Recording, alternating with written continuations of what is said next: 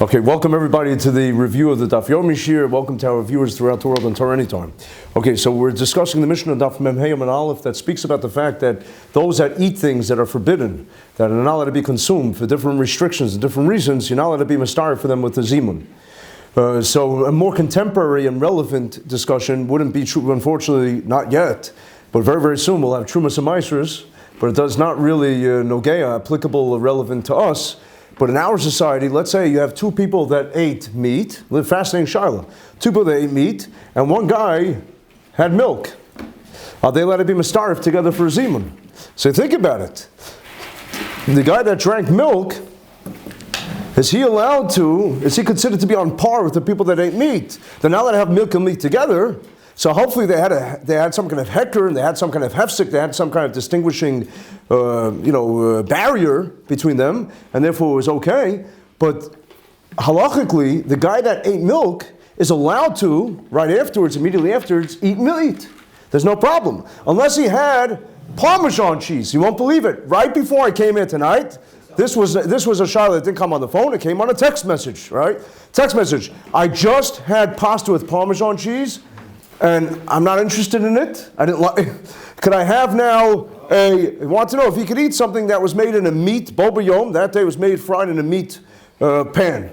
And so that's a big shayla. There are some poskim that say that if the cheese is melted, many poskim totally disagree. But there is a kula. So if the person really only had a little, and otherwise he's not going to have dinner, then there is yeshal milismo. There's who to rely upon that if the cheese was melted. But otherwise, any hard cheese, or if it's a cheese that was aged, then we're machmir that the same time differential you need between after having meat, you also need that same time differential after having milk before having meat. So now, if you have two people that ate meat and one guy that ate milk, as long as he didn't have aged, cheese or something of that nature, he could eat meat immediately. He's allowed to eat meat. So therefore, they're allowed to be mastarif. But if you have two people that ate milk and one guy that ate meat, now it's a problem. Now it's an issue. So the chara, they can't have a zimun together. What's that? Benching is benching. But still, that's the chiddush of the Mishnah. That there has to be like basically a unanimous type of, that everyone is allowed to, eating something that is mutter to everybody. But the bread was parv. The bread was parv. They all ate bread, and the bread was parv. Okay, very good. Okay, good. Interesting point. Yes, you have something neutral, you're saying. Something neutral. As far as the right, but the ikr of the meal. If the ikr of the meal. So that's another shala. A shala that came up. I remember a few years ago. This was not recent. A few years ago, somebody asked me a very, very intriguing shala, and really a very captivating shala. You ready for this? A guy was eating with. He was a shtickle of a kiruv rabbi, and he was eating with two students. Now he had a sandwich that was totally kosher, and they had sandwiches which he had to assume were not kosher. They was on a college campus, and they had, I don't remember if it was shawarma sandwich or a beef burger sandwich that weren't kosher. And he started benching, and they said to him, wait. We also, they remembered, from the, way back, they went to some kind of Hebrew school, they remembered something. They said, we want to do it with you. And he was, very pleasantly surprised that they want to bench. It's a great thing, a wonderful thing. But is he allowed to? Now, by the way, the halacha is that if you start benching, a fascinating halacha, if you start benching and you realize that you were supposed to do a zimun, this miniature quorum, and you were derelict in it or negligent, whatever it was, you didn't just accidentally, you didn't do it intentionally. So then you're allowed to say, or the halacha is you have to say, Baruch Shem Kavod Mochzaved, stop the benching and retract. Wow. Imagine that. How far along? So the poskim don't discuss it. It's a very good shayla. I don't know, but I imagine, it's probably towards the beginning. I imagine. I don't know for sure. I imagine. It was the first bracha. No, I'm talking about the first bracha. Within the first bracha. How could they bench on non-kosher food? Because they can't. No, so that was. So see, he was assuming. Right. See, so first of all, the halacha is the poskim say that if you eat non-kosher food, there's no bracha rishona for sure. There's no first bullet, and there's also you don't make a bracha achrona. The Aruch HaShulchan brings down that the only time, I know we're going off on a total tangent. I wasn't prepared for this, but it's a good question. Maybe asked a good question. So the Aruch HaShulchan, if I remember correctly, paskins that if you accidentally ate non-kosher food and you had benefit from it, you derived benefit from it. Most Yidden, though, if they ate non-kosher food, they found out they'd be so tzabrochen, they'd be so broken and so pained. You know what I'm saying? But the palate and gustatory and digestion, you benefit from it. So the Aruch HaShulchan says, was b'shoigeg, totally b'shoigeg, then you say a bracha achrona. I think that's how he passes. Yes, you say a bracha achrona. So now, assuming that they don't know any better, maybe that's a case, or that's a shayla, is that shogeg? I remember one time a student asked me, he says, my mother made for me food on Shabbos. Now, that's a big machlokes. She cooked the food on Shabbos. Hey, let it benefit from it. It's a machlokes in the Gemara between Rabbi Yehuda and Meir, but Mezidor versus shogeg, right? And we paskin that if it was a shogeg, then it could be that not the perpetrator, but the recipient is allowed to benefit from on Shabbos. She says, is my mother a shogeg or not? She knows it's Shabbos. She knows you're not supposed to. I said, one second, but she doesn't have really the background. Well, when she was growing up, her parents did keep Shabbos a little. I said, listen, she's so many years out of the loop. I think I think that she's a shogeg. But so now this case of the two guys that want to bench with their teacher, and should he make a zimun now? Should he make a zimun? But if it's non-kosher food, we don't make a zimun on non-kosher food. We don't even make a zimun on food that needed to be tithed, that wasn't tithed. Kavachomer v'kosher, something that was treif. So although they may have to bench if they didn't know any better, but you can't make a zimun. Okay, so now let's go a little further. If we go to Mem Zayin Beis, the Gemara said. So by the way, the Mishnah said, very interesting. The Mishnah said that Hanochri Emezamnulov, that you can't invite a guy to do a zimun. Now what's a chiddush? I mean, of course, Becoming a ger, that's the Gemara. That's the Gemara says. So the Gemara Mem Zayin Beis is mataris. The Gemara says Pshita. Of course, what's going to guy? Inviting Christopher Columbus. He may be Jewish. That's not a good. Yeah. There's theories around that he's Jewish. Right? Okay, even the name Christopher, Morano, whatever it is. Okay, John Gotti, inviting him to do a zimun. What's going on is he says Pshita. And for the Gemara Hocham Mayaskinum Beger Shemo V'Loy Tavel, that he had his Mila. Right, part of this prerequisite of is Mila. And then he asked Tarvel. By the way, there's Tashit of Taisus is that even somebody who was never religious, who's becoming a Baal Tshuva, needs to have Tefillah. We don't paskin like that.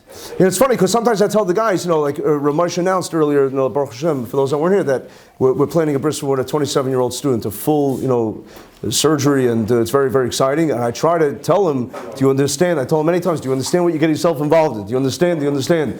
And he said, yes, I want to do. I want to enter the Kanfei HaShechina. I want to enter the bris shel Avram. So Baruch Hashem, he's doing it. It's going to be a little stressful for us because it's right before the campaign, and obviously what goes into making a campaign. But this is the only day that he's available. He's doing it special that day because he got off, because he knows he has to recuperate. And the halach is not let it push off a bris so even though it's not strategic for us because we have to be involved, but Baruch Hashem, I know that Hashem will bless us. He says, you're doing the mitzvah of the generation. You're giving somebody a bris. I'll take care of you because it's mamash a day and a half before the campaign. So the halacha would be that he would not have to have tefillah because he's born Jewish, but al pi Taisus, you should be machmir that somebody that wasn't from it all should go to the mikvah. So I always tell them, I said, listen, if you want to really feel that you have that rejuvenation and that like the goyim called born again, right? And it's a nice thing to go to a mikvah. But you don't have to go to a mikvah. So he says this is a case of a guy that had the milah that didn't have the immersion yet. That's a shayla. You're allowed to do a zimun with him, and therefore the halach is you're not allowed to do a zimun with him. That's the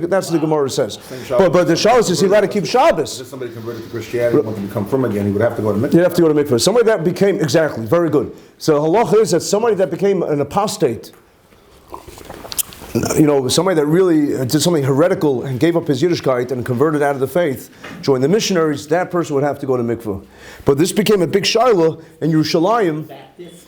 Yeah, you're right. Yeah, baptized, yeah. But this became a huge shiloh. I think Rabbi Shmuel Diskin went away. Rabbi Shmuel Salant, I think, became the substitute, the Malamakam Rav. I think it was in his time. And there was a man who insisted on becoming Megayer.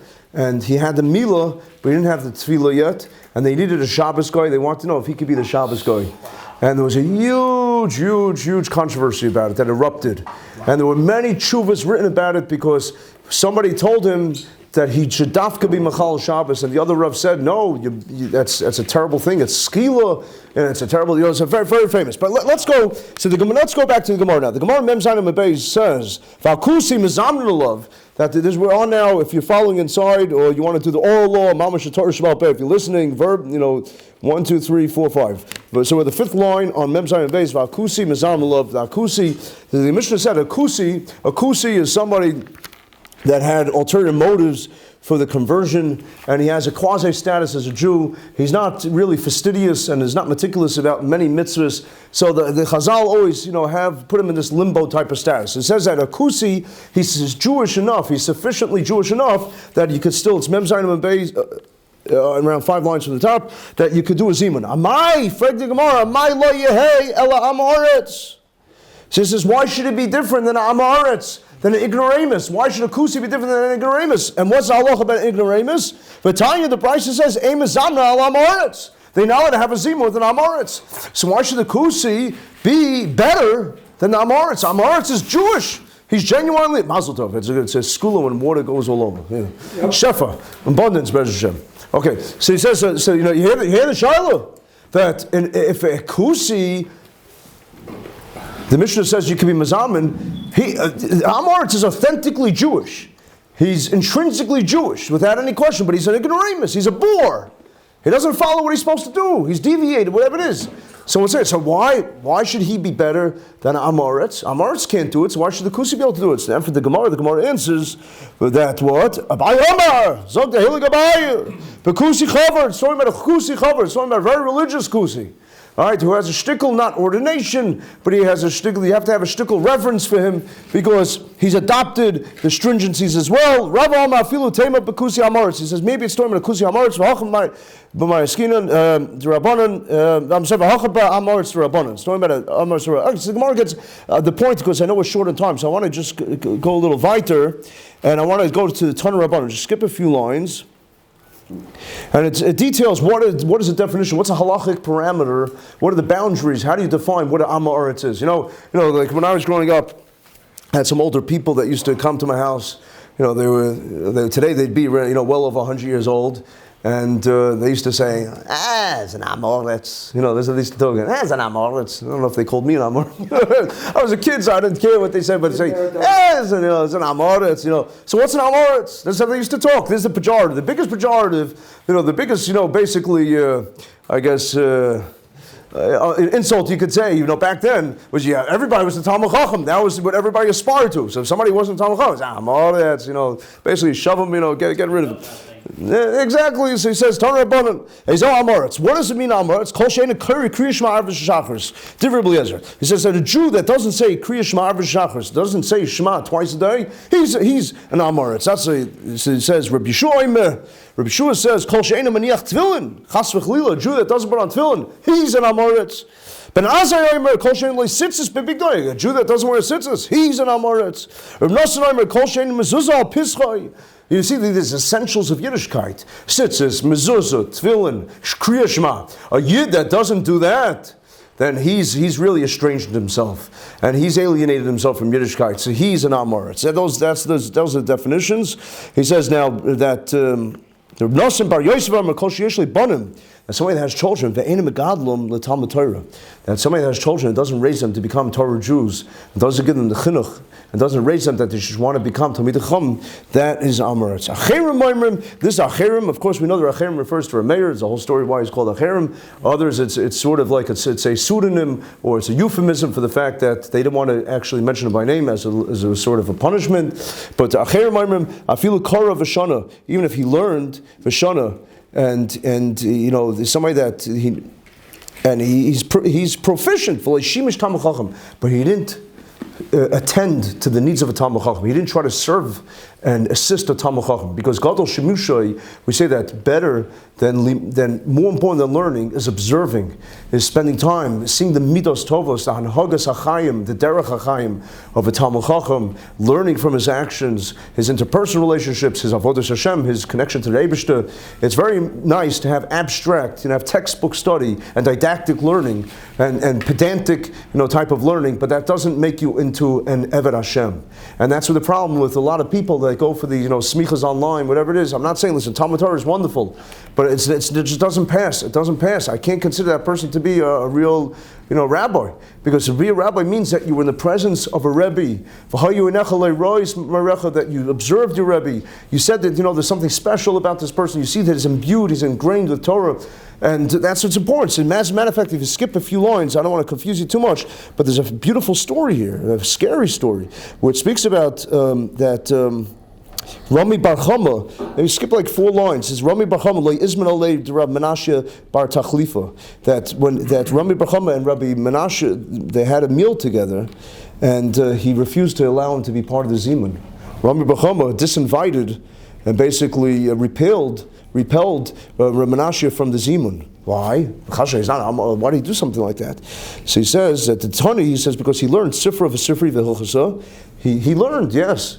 He acquired a lot of Torah knowledge. However, he was missing something. Kinach nafshi, listen what happened. Kinach nafshi to Rami Bar Chama.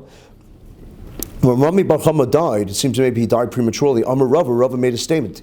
And Rava obviously was on the caliber of saying this. Anybody else to make a statement like this would be a total affront and total juvenile to say such a thing.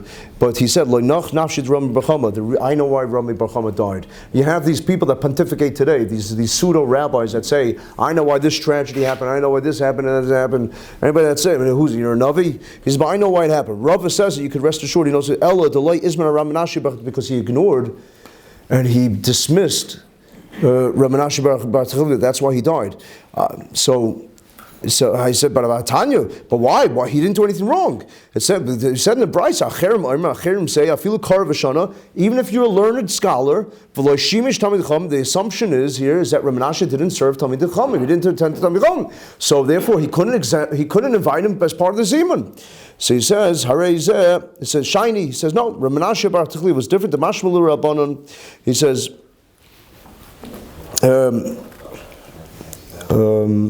because he did that. He did. He didn't investigate the situation. He didn't scrutinize the situation sufficiently, which is a big Musar Haskell also. It says that Rami Bar Chama was deficient in his duties, that really Rav Menashe did live up to what he was supposed to, and Rami Bar Chama made a false accusation, so to speak. So he was punished. Now the Gemara paskins that what is the definition of Amaretz? Let's look at the psak of the Gemara, who you're not allowed to include in a Zimun. So the Gemara says, Acherim, Oimrim, Afilu, remember, the Gemara says, Halach Amra Puna, Halacha Ke'acherim. It's not the guy that doesn't put on tefillin or tzitzis or mezuzah or doesn't educate his children appropriately. The halacha is, it's those also, but the halacha is that the most severe, and really, what's the most severe one? Is that even if he kept all the mitzvahs, you hear this? He's shomer Torah mitzvahs, but he learned and didn't serve a Talmud Chacham, then he's considered to be an Amoritz. So of course, Kama Chomer v'Kol Shekain. How much more so that the guy is considered to be an Amoritz if he doesn't put on tefillin and tzitzis and mezuzah, if he doesn't educate his children to become Torah scholars. Of course, but even if he's shomer Torah mitzvahs, you hear this?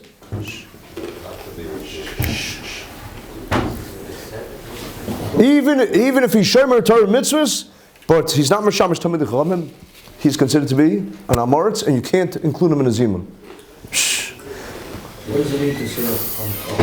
So I guess it means, in a certain sense, whether it's supporting a Talmud Chacham in a sense, being there, let's say, giving him resources. The Gemara says that you should be davik to the Talmud Chacham. How are you davik to Talmud Chacham? It says, Atem adveikav Hashem lekechem. You should davik to Hashem, really. It says to cleave to Hashem. It says, but Hashem is an eish hacheles. Hashem is a fire. You can't touch a fire. So it says that Es Hashem Elokecha Tira. You should fear Hashem. So the Gemara says Es is a reboy. Aleph Saf, Es is a reboy. That means that the way that you come close to Hashem is by serving Talmid Chacham. Means if you could support them, give them a check, whatever they need, make sure that they have a place to live, make sure that they're able to pay their rent or their mortgage, or that they can put food on the table, whatever it is. And then that's one way. And the other way is to go to the shiurim. Today people learn, through, let's say, through an art scroll, or they learn learn through a video, which is beautiful. Chasham, we're not diminishing it, detracting. But it's more important. You have to sit with the chabura, sit with people. A woman once told me, she says, I said, I once asked her, because she told me she's lonely. I said, but how many friends do you have? She says, I have 1,003 friends. They're all Facebook friends, That today we live we live virtually and vicariously. It's a whole different, that's why, Baruch Hashem, the Daf Yomis, the chaburas, right? Like Israel's chabura, amazing, right? That the people get together, we learn together, we study together, we grow together, we're there for one another. And you sit with a Rav, a Rebbe, that's Tamid, that's Shamash Tamid Chomim. You try to observe. So now, there's a fascinating Tosfos. Well, this will conclude because I know that everybody's tired and it's late. Mamash, an amazing Tosfos. It's chock full of amazing Tosfos. If you're learning Daf, you have to see Tosfos. A famous Sar Mikusi Tosfos on Daf Mem Zayman Aleph. There's a whole the origin of what it means. The Prince of Kusi. Why was a Baal Tosfos, a huge Talmud Chacham, a Gadol Hadar, called the Prince of Kusi? famous. That's a whole smaisa. But Tosfos over here says, Amar Rav Huna, halacha kacherim. The Rav Huna says the halacha is like kacherim. Okay, so what does that mean? That means it's very, very restrictive.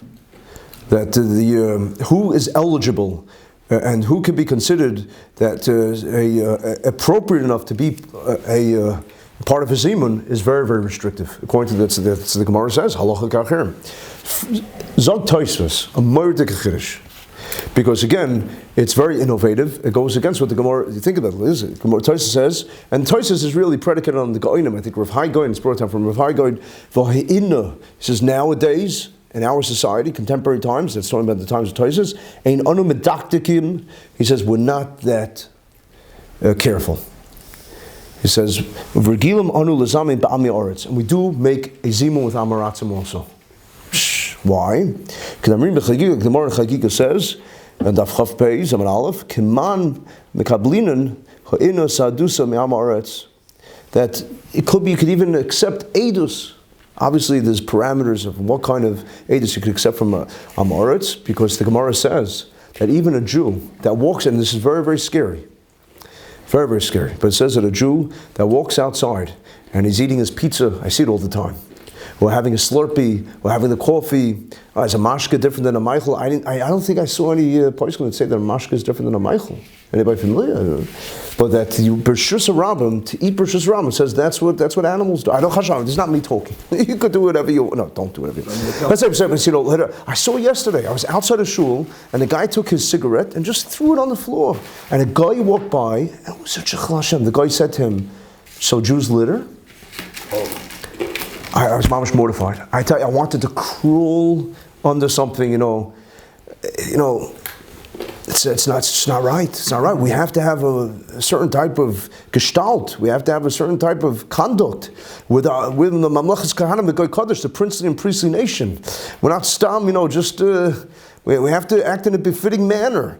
We have to act distinguished and dignified. We have to act regal. A regal person doesn't do that.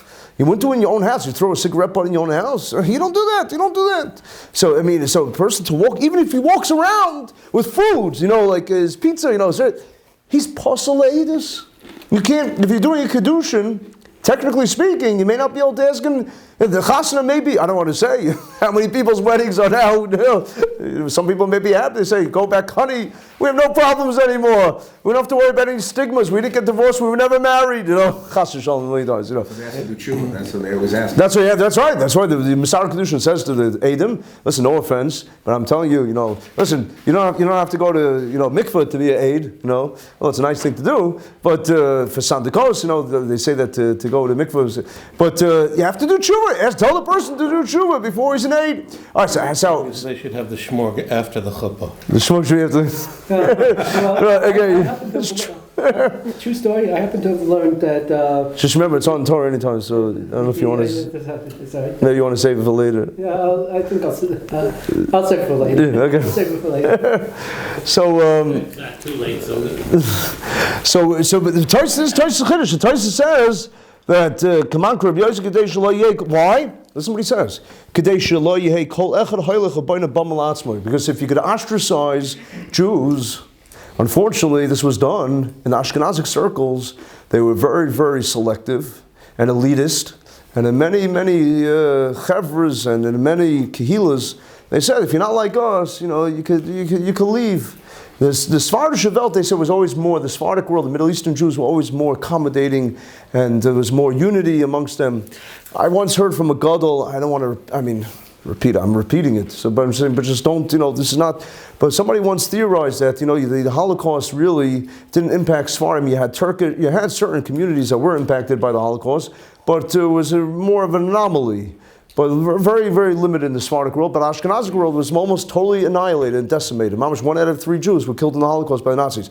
They say because the Sephardim always kept, they kept more shalom. You didn't have a reform, conservative that splintered, that came out of the, that came out of the Sephardic lands like you did by the Ashkenaz. Because hey, listen, we'll keep them in the fold. We'll keep them in the fold, which is very, very important. He says because otherwise you could have Boina Bamala Atzmoy, that everybody's could go ahead and start writing their own Torahs.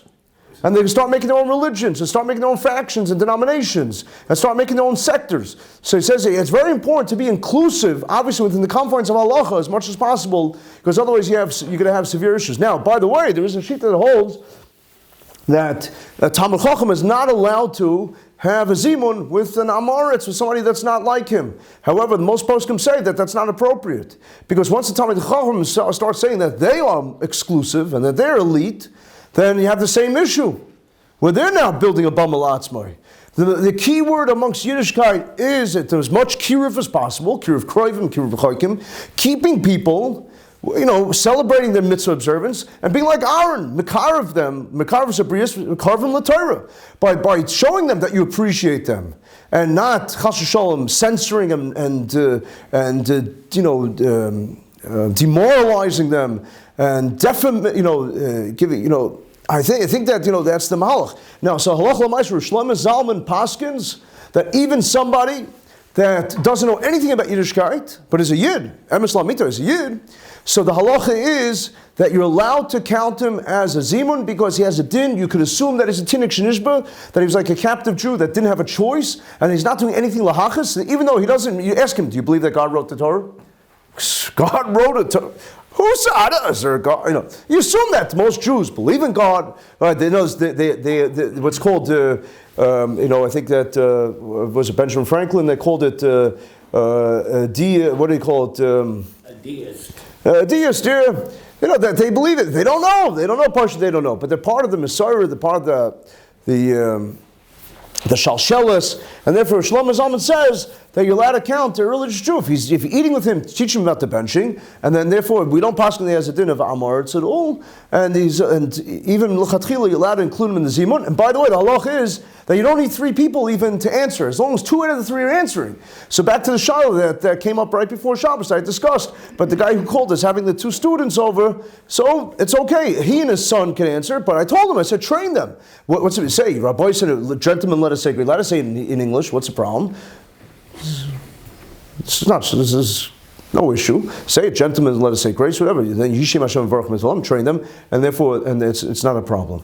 So that would be halach l'maisa, that if you have somebody that is not religious, you can certainly include them as part of the Zimun. Okay, I wish we could go further, but I know it's quite late. So Bez Hashem, another time, and anybody looking forward to seeing tomorrow night's Mishmar at 8:45. Bez Hashem Yisbarach. Okay, shkaf to everybody. Thank you for participating. Thank you for coming.